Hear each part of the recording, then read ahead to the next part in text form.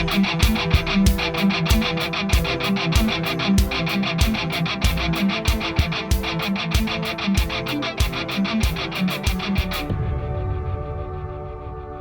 is Jerome Corsi. Today is Thursday, April 6th, 2023, and I'm here with my producer, Chris.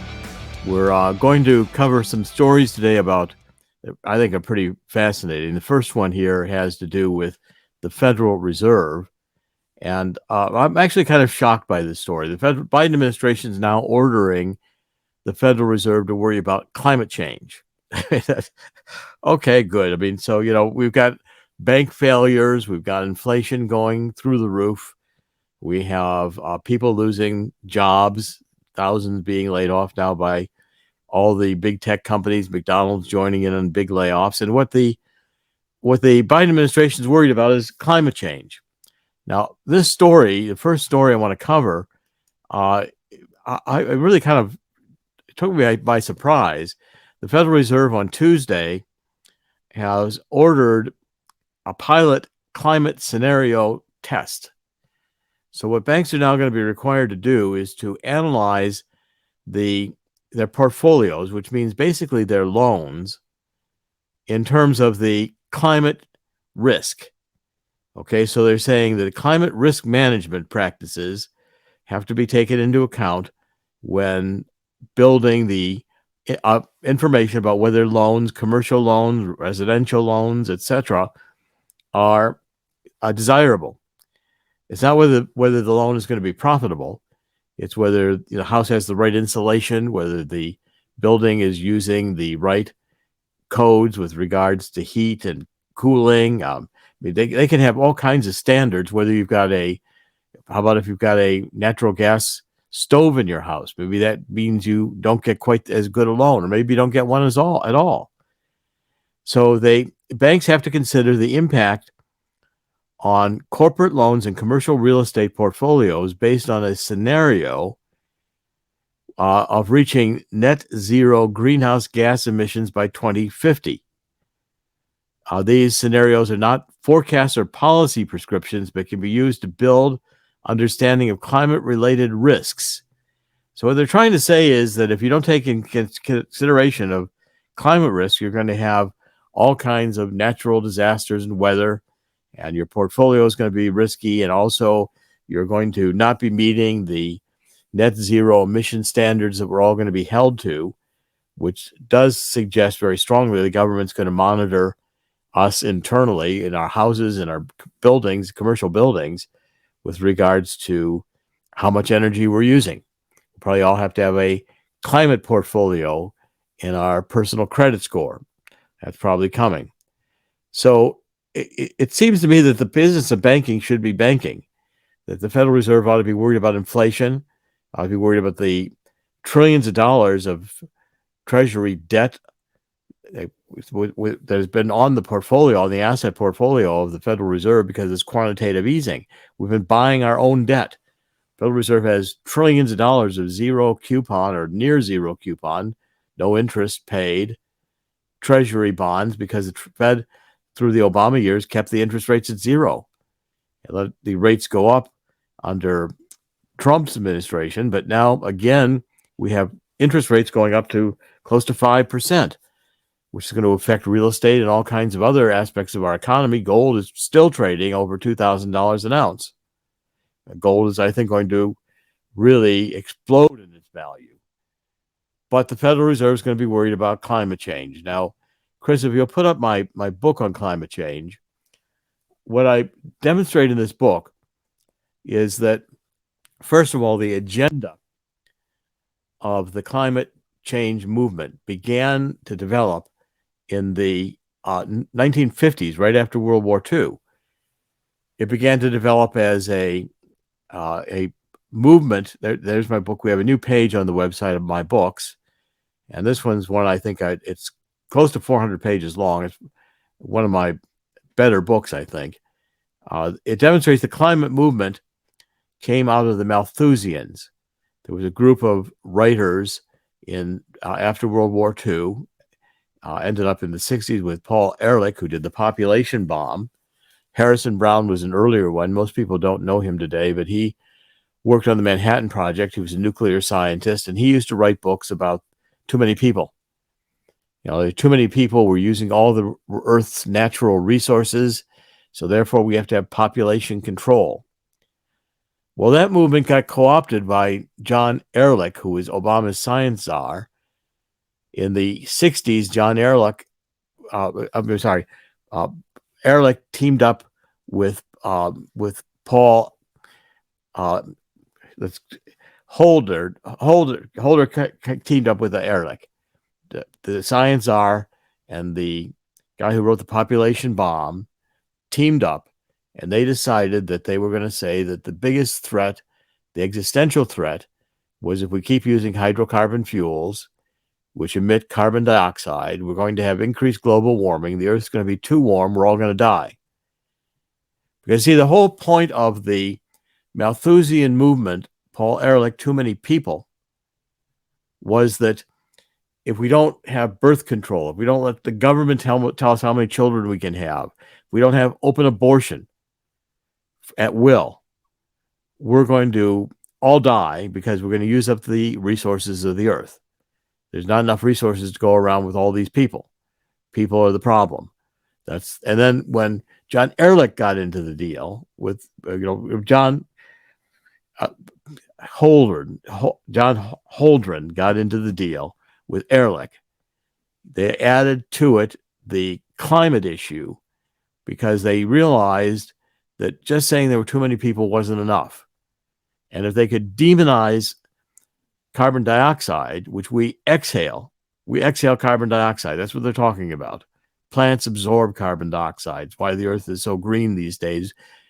Carbon dioxide is actually beneficial for the planet. And if they combine these two things, now they've got a real reason to say we've got to stop using hydrocarbon fuels, which will end capitalism. Because this agenda was always an anti-capitalist agenda. And it got co-opted by the AOCs and became a Marxist agenda. Okay, that's the evolution of this movement. The idea there's too many people, that the Earth is going to run out of resources, I argue against strongly in this book. Basically, Ehrlich's whole vision was negative. People are the problem. Okay, well, I look at economists who said that the Earth is abundant in resources. We're not going to run out of resources. We've never run out of resources. That we worry about it, but in the 1850s they were worried about running out of coal. Well, we now have more coal today than we've ever had in terms of available resources because we can mine more. We can do it more cheaply. It's more effective. We have so much coal we don't know what to do with, and we're saying we don't want to use coal at all because it emits carbon dioxide. It's somehow dirty. Well, this is going to mean a less abundant life for everyone, a lower standard of living. And that's what this agenda is about. We're going through an architecting right now of a new reality. And this is a fundamental paradigm shift we're living through right now. And people don't realize it because it's hard to see it as it's going on. But we're going into an oligarchical world where a small group thinks they're privileged. They can, with their machines and their computers, they don't need all these people. We can have McDonald's, which can be run by robots. We don't need employees. And the whole obsolescence of people, which this radical left in the climate movement now calls this the Anthropocene. In other words, we're now living through the new era, which is the human era, Anthropocene. Anthro is the word for human being in ancient Greek. So the idea is that we are our own cause of destruction. People are the problem. We are going to destroy our existence because we're using hydrocarbon fuels. Now, this whole theory is scientifically nonsense. Carbon dioxide is a very small trace molecule in the atmosphere. It's much less than 1%, 0.004%. 70% of all global warming agents, water vapor is the major one. Water vapor is the basic element which keeps the planet warm enough at night And go outside at night. This is a hard concept to get across to the left. Sun heats the earth. They don't want to admit that. They want to say carbon dioxide heats the earth. The major, go outside, take a look in the sky. That big yellow thing up there is not a tree ornament. That's the sun. That's why we have heat and light on Earth. And at nighttime, go outside. Another big, Marxists have a hard time with it. It's cooler at night. Why? Because the sun is not shining. These are hard concepts, right? But the point is to focus on carbon dioxide as a greenhouse gas that is the bane of our existence is nonsense. There's much more carbon dioxide geologically going back billions of years when we had ice ages. We have a lot less carbon dioxide on Earth right now than ever. But that's not what you're going to be told by the left. The left doesn't think they have to tell you the truth. They can lie.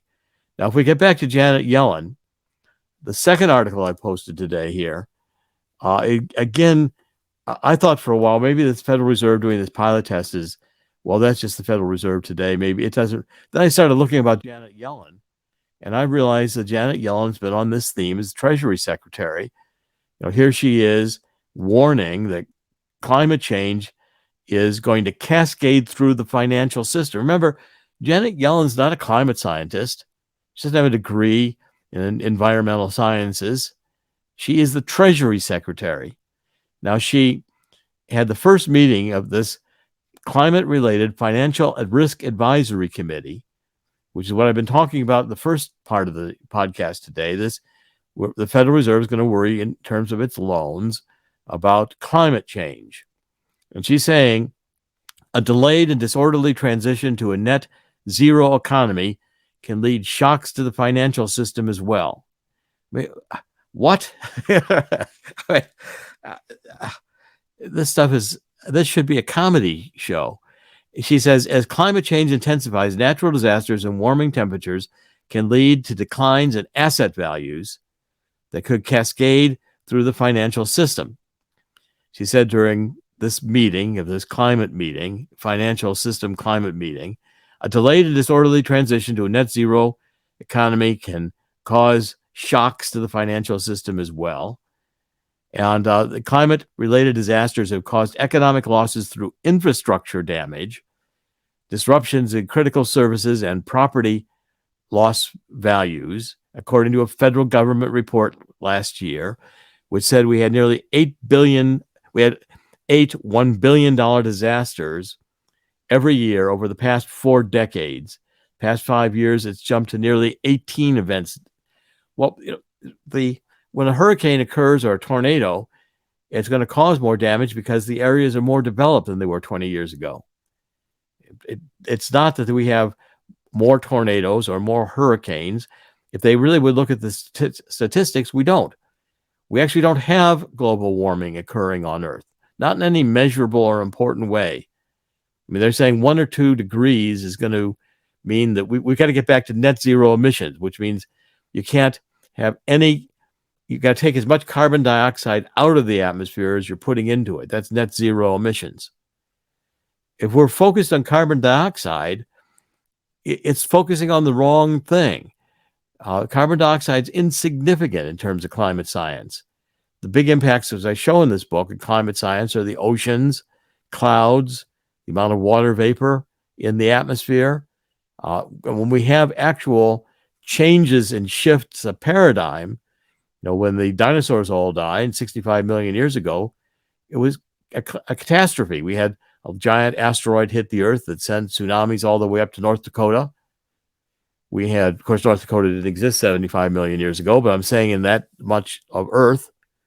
And what we're seeing here is the exaggeration. This could only occur with a public that has not been educated on climate science or on economics. And I'm finding increasingly that that's the difficulty, that the government can lie because people are not educating themselves. Chris, you want to comment on this so far? I mean, my producer, Chris. Actually, I do. And you're Thank you. talking about Janet Yellen. I found while you were talking, I was pulling up a piece that I create shorts for another outlet, Right. and I wanted to pull up a piece that I found was it February 9th? Janet Yellen, who, well, let's put it this way. She was talking to the Center for Strategic Studies and Yes. strategic. I'm sorry. I will get that for you right now. The Yeah. actual group was, Yeah. Go ahead. the actual group was the Center for Strategic and International Studies. Yeah, that's That's what it different. was. That's the group you mentioned. Yeah, that's the correct name. Right, right. It's a So think tank in Washington. exactly what she was saying, well, though, not only was she calling on her own, the U.S. to combat climate change, she was calling on the World Bank to do so. Let me play that for you. Would you mind? Yeah, go ahead. Let's play the clip. That sounds good. Okay, It's a good idea. This is back from February 9th, but this is pretty much what she does and what she's been doing secretly without the press around the world, and of course, in front of the spotlight as well. Last fall, I issued an urgent call ahead of the World Bank and IMF annual meetings for the evolution of the multilateral development bank system. My reasoning was simple. The world has changed, and we need these vital institutions to change along with it. In today's world, it's important that the MDBs make progress on their core mission of poverty reduction and inclusive economic growth. But it's also important that they take decisive action on global challenges like climate change, pandemics, and conflict and fragility. Oh, there you go. That's Janet Yellen saying, no, let's not worry about economics and world inflation. Let's worry about climate change. And inclusion and diversity, please. Right, there we go. Oh, I issued an urgent call. now, let's see. I mean, she's supposed to be in charge of the Treasury.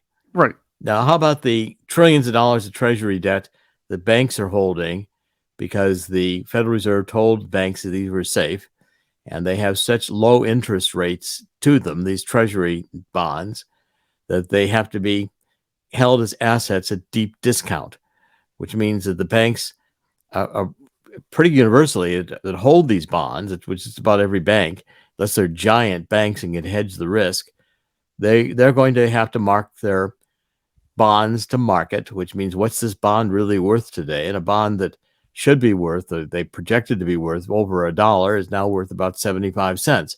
Well, that hurts their asset portfolio in the banks. The bank's asset portfolio deteriorates. The bank is insolvent. It's bankrupt because the Treasury bonds are there. And this is the thing that can cascade through the economy that Janet Yellen ought to be worried about. The problem is she doesn't like to explain that to anybody. It puts her work and her administration, or the administration that employs her, in a bad light. What puts them in a good light is say, hey, let's fight climate change. Let's be inclusive. Do you remember back in 2007, 2008, and 2004, Republicans were accused of using September 11th as a fear-mongering strategy. Oh, yes. To get people to vote for them. Climate change is what the Democrats use for their brand of fear-mongering. This is a 50-year indoctrination, by the way. Yeah, it's more than that, actually. I think it's been going on for a long time. Malthusians have been around for hundreds of years. No, I only remember 50. Well, go back to the Irish in 1700s. Let's go to the next story here about coal. I mean, now, okay, so here's Janet Yellen, and she won't do a thing about China because China is just about bought every politician of a significance in the United States, including Mitch McConnell. And I got in trouble with that at the Heritage Foundation when I talked about my book, and they didn't like me saying that his wife, Chinese, is influenced by the Chinese, which influences Mitch McConnell's supposedly Republican policies. But anyone who knows anything about how China operates knows that his wife's family would not be around today with their 300 or whatever it is millions of dollars if Mitch McConnell didn't agree to take China into consideration when forming U.S. national policy. Now, the next story I want to cover here is that China is having a coal boom. China is using coal wildly. They have developed 38% increase in their coal capacity in 2022. And China is, they're saying, China always gets positioned by the Biden administration. Oh, China is going to have net zero emissions. Well, China is going to have net zero emissions when hell freezes over. They're never going to do it. China is on a mad rush to use coal. China even has Fischer-Tropsch plants. Fischer-Tropsch plants were I show in my book, the equations that Germans developed in the Weimar Republic, which shows how oil is synthesized. They can make oil. They can make synthetic oil. The Nazis did it in World War II. I've written extensively about that. It's not fossil fuel. It's not dinosaur soup you're looking at. And China is going to use all the coal they can get because China is got problems itself internally. Its economy is slowed down. Its economy, we've got China's got a huge population, which they suppress. And at any time, they could revolt. Now, they're going to revolt if they get a cold winter and they can't be warm. They freeze to death. Stalin, communists love to do this. Stalin, in the collectivization, right, in the 1930s, starved the Ukrainian. He basically said the Ukrainians were all supposed to go into collective farms. Well, the Ukrainians, he took their food away. Millions died. That's communism. It's going to happen here again with coal and Janet Yellen. Why are we so? Our banks are going to worry about climate change when China doesn't give a hoot about climate change, and China's doing all the emissions for the whole world. So we're achieving nothing as long as China's not restrained. And by the way, I don't see any problem with China using coal. It's a natural product of the earth. We're in a global warming period now because it's an interglacial warming period. Our orbit around the sun is at its most circular. It will get more elliptical like an egg, and we will have another ice age. Maybe not immediately, probably another 10 or 20,000 years, but it's going to happen. And China is going to use all the coal it can get. And so are other countries like India, Turkey, Indonesia. And China is going to be one of the major importers of coal. They're going to manufacture gasoline and other hydrocarbon products, fuels, diesel fuel, aviation fuel out of coal. And China couldn't care. And they're going to lie. They're going to say, well, yeah, sure, we're going to be net zero emissions by 2050. And if we don't make that, we'll make it 2060 because it doesn't make any difference. The earth, the real scientists know, the legitimate climate scientists know, the carbon dioxide is not the thermostat of the earth. We've had much colder periods of time when there's been much more carbon dioxide and ice ages. Again, it's the sun heats the earth. When the earth is farther from the sun in an elliptical orbit, which it happens every 10 or 20,000 years or 100,000 years on these Milankovitch cycles, which is how the earth goes around the sun, then we get a global cooling period. It has nothing to do with carbon dioxide. Okay, now the next article, what's happening in the United States going through this, we're worried about diversity. We're worried about all these different issues on net zero emissions. In the meantime, Saudi Arabia and China and Russia are getting very close together. And under Trump, we had the various Arab countries uniting against Iran, who is the leader exporter of terror. They're making nuclear weapons. They've vowed to destroy the United States and to destroy Israel. China has announced that it's going to have a massive military, and it's going to replace the United States as the dominant international power, which we've been since the end of World War II. We've maintained relative peace. I mean, the human beings can't, it seems, live without war. We can't live without war, and we can't live without evil. So the Saudis here have decided to join this Shanghai Cooperation Organization.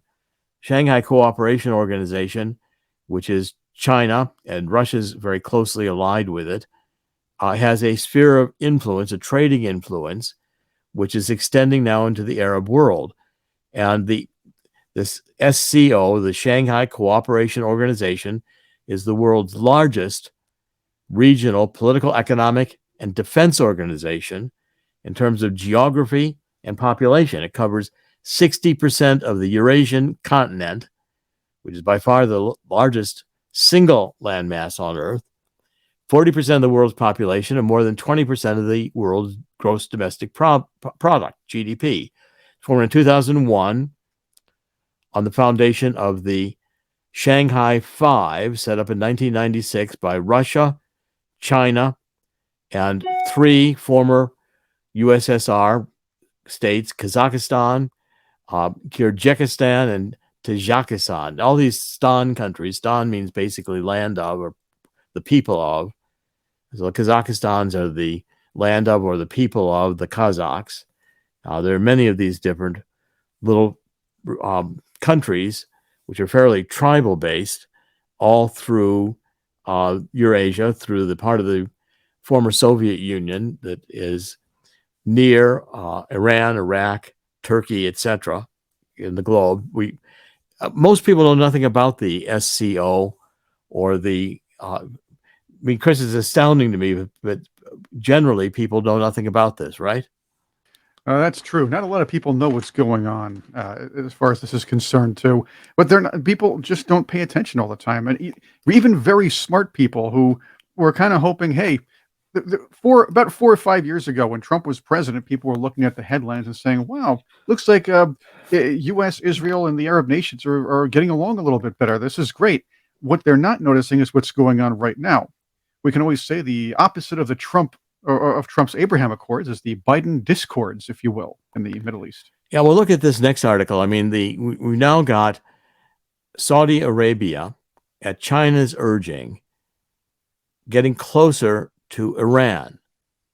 Now, again, Iran's the leading exporter of terror. Iran has been very, very involved in Syria. Iran is now supplying drones to Russia in the Ukraine war. Iran is testing out its weaponry in Ukraine. China has now agreed to do the same with Russia in Ukraine. Now, Saudi Arabia and Iran just agreed, I guess this was yesterday, to restore flights, commercial air flights between their two countries, and to resume government and private sector visits, which means their two economies are going to get closer together. And this comes 2 weeks after the governments, Saudi Arabia and Iran, agreed to reestablish diplomatic relations in a deal that was brokered by China, which ended 7 years of estrangement, and it jolts the politics of this oil-rich region. In other words, as soon as you get the Saudis again back in league with Iran, this is a radicalization move. It's a move which will support the rise of more terrorism out of the Middle East. It's what has been attempted to be suppressed. George W. Bush and Trump basically were aiming to stop Middle Eastern terrorism. Now what we've got is we don't seem to care anymore. We left Iraq and we left all this military equipment there, which everybody seems to forget. The U.S. Army is in desperate need to try to recruit new people to come join it. China is making massive advances in developing one of the most technologically sophisticated armies in the world. Now, China's relatively small in terms of its economy or its military, but it's growing rapidly. And it's growing rapidly at a time when the United States is going in the other direction. That's really the problem. And the United States, as we pointed out in various of these broadcasts, have financially lost a lot of ground.